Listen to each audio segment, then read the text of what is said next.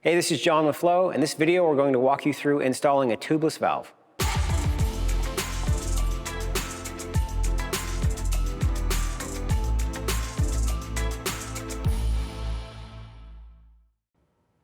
To install a tubeless valve on a FLO wheel, the tools you're going to need are going to be the tubeless valve that shows up with each one of your FLO wheels.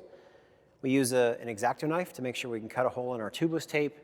And we're also going to have a round file to just make sure that we have a good clean cut around the area where we're installing that tubeless valve. On your FLO wheel, after you have your tubeless tape installed, which you can check out our other video for that, we take an X-Acto knife to make sure that we're going to cut a good round hole for this tubeless valve to go through. The X-Acto knife goes in just in the center, and then we cut a circle to make sure that it's good and round so that we don't have any rough edges.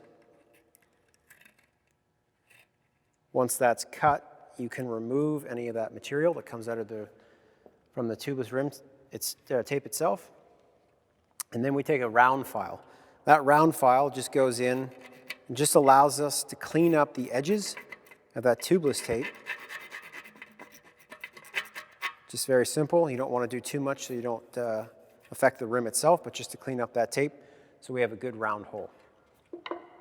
Now, a tubeless valve, the idea of a tubeless valve is that it is used to prevent any air from escaping the rim, because in a tubeless setup, you're not using a tube, and we want to make sure that we have a nut on here to basically secure that valve in place. So you're going to have three parts of this. The first is the nut that's in place. Just take that off. The second is a rubber washer. So we're going to make sure we take that off.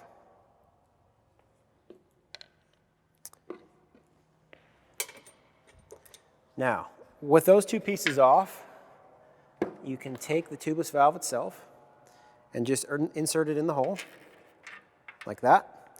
It's going to stick up some for sure, so don't worry about that. As we tighten it, there's a rubber piece here that's going to pull that into place to make sure that we have a good seal. The first piece that goes on, once that's in place, is this small rubber washer. And then the tubeless valve itself has two different sides. One has sort of a rounded shoulder and the other is the flat section.